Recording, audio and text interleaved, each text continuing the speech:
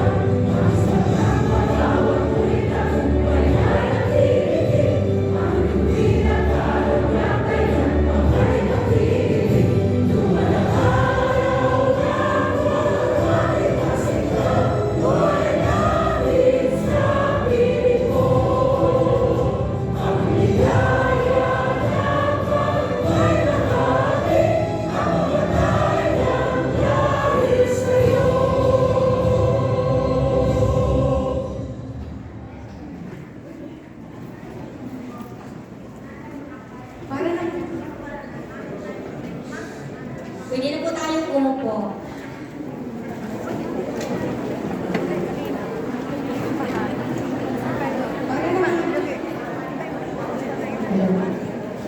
Para naman sa ating opening remarks, mapalad po tayong makasama ang amain ng mga Pilipino sa Jordan. Walang iba kundi ang ating Ambassador, His Excellency Ambassador Wilfredo C. Santos.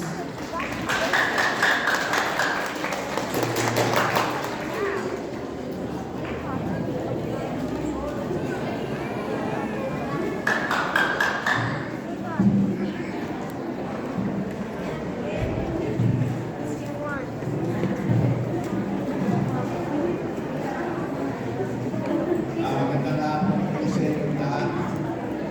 Distinguished guests, colleagues, mga Pino migrants. Magandang araw at magandang hapon sa inyong lahat. Ako po. Isang taos-pusong pagbati sa inyong lahat sa pagdiriwang ng National Migrants Day. Araw na po ito ay inilaan para sa inyong upang bigyang pugad. Hindi lamang ang mga overseas Filipino workers or OFWs, kundi maging ang pangkalahatang Filipino migrants na naninirahan sa iba't ibang panig ng mundo na nanghahangat na magkaroon ng magandang buhay at kinabukasan ang ating pamilya.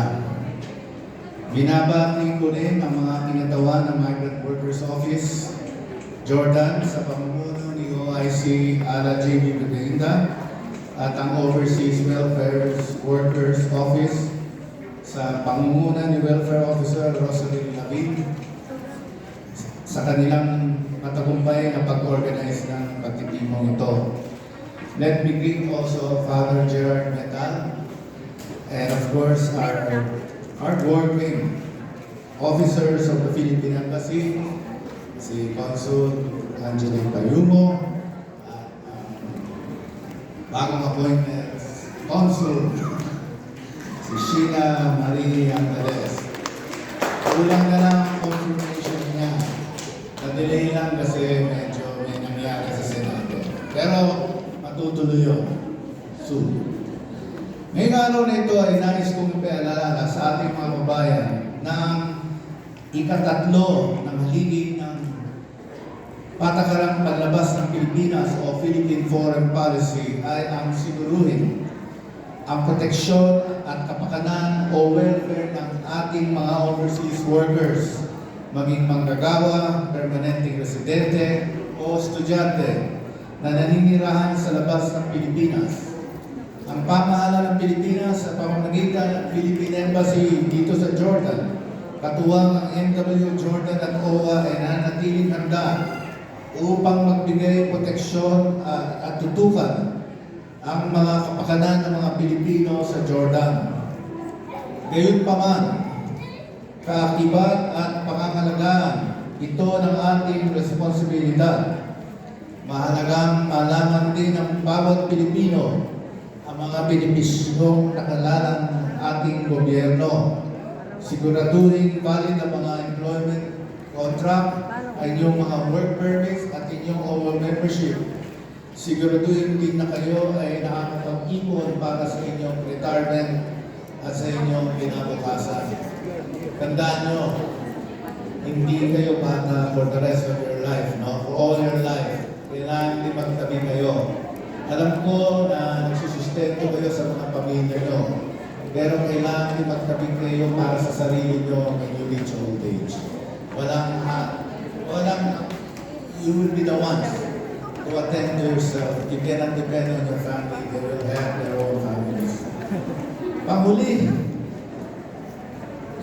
inihikayat ko din kayo na makibahagi sa kinabukasan ng ating bansa at gamitin inyong karapatang bumoto sa darating na 2028 national elections. Ang unang hakbang ay ang inyong pagrehistro sa COMELEC. Narito sa araw nito, actually, nasa labas ng simbahan, ang ating mga COMELEC deputized personnel from the Philippine Embassy para kayo ay tulungang i-check ang inyong voters record. So, let us all enjoy today's celebration. Mabuhay at Happy Migrants Day muli sa ating lahat. Maraming salamat po. Enjoy your day. Thank you.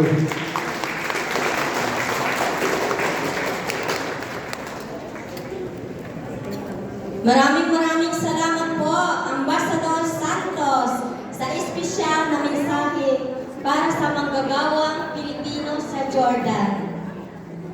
Ngayon naman, matutunghayan natin ang magkasunod na video messages ng dalawang opisyal ng primary agencies na nakatutok sa welfare ng mga OFWs. Walang iba kundi sina Secretary Hans Leo Cavda ng Department of Migrants Workers, ang tahanan ng OFW, at si Administrator Patricia Yvonne Kaunan ng Overseas Workers Welfare Administration.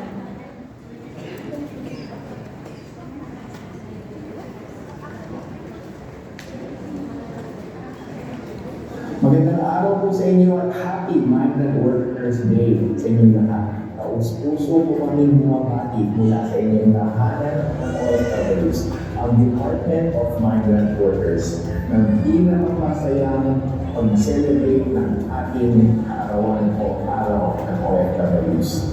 Sa espesyal na araw na ito, binibigyan natin ng pagpupugay at parangal ang ating mga overseas Filipino workers na patuloy na nagsisikap at nagsasakripisyo para sa kanilang mga pamilya at sa ating mahal na bayan ng Pilipinas sa bagong Pilipinas. Sa bawat OFW, nais namin ipaabot ang aming taus-puso pasasalamat po sa inyo.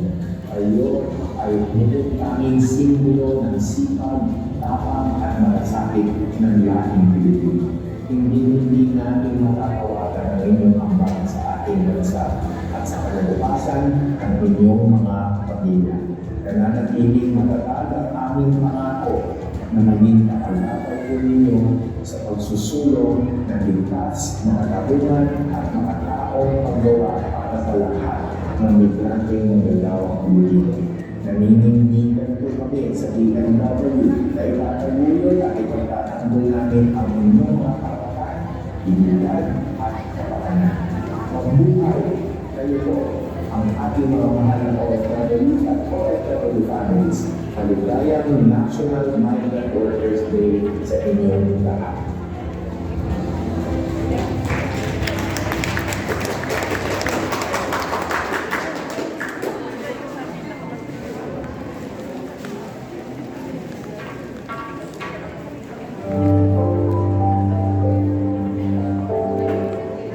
Magandang araw sa ating mga minamahal na overseas Filipino workers sa iba't ibang panig ng mundo. Sa pagdiriwang natin ng Migrant Workers Day, nais kong ipaabot ang aming taus-pusong pagpupugay at pasasalamat sa bawat isa sa inyo. Kayo mga Pilipinong patuloy na nagsasakripisyo, nagsusumikap at lumalaban para sa inyong mga pamilya at para sa kinabukasan ng inyong mga mahal sa buhay. Sa bawat araw na kayo malayo sa inyong tahanan, dala ninyo ang tapang, sipag at malasakit na tunay na may pagmamalaki ng ating bayan. Hindi man naging madali ang inyong paglalakbay bilang mga magagawang Pilipino sa ibang bansa. Patuloy ninyong pinapatunayan na ang puso ng Pilipino ay matatag, mapagmahal, at handang magsakripisyo alang-alang sa pamilya. Sa OWA, nananatili kami katuwang ninyo sa bawat punto ng inyong paglalakbay, mula sa inyong pag-alis, pananatili sa ibang bansa upang magtrabaho, hanggang sa inyong ligtas na pagbabalik sa Pilipinas. Patuloy namin pinalalakas ang aming mga programa at serbisyo upang maniyak na may maaasahan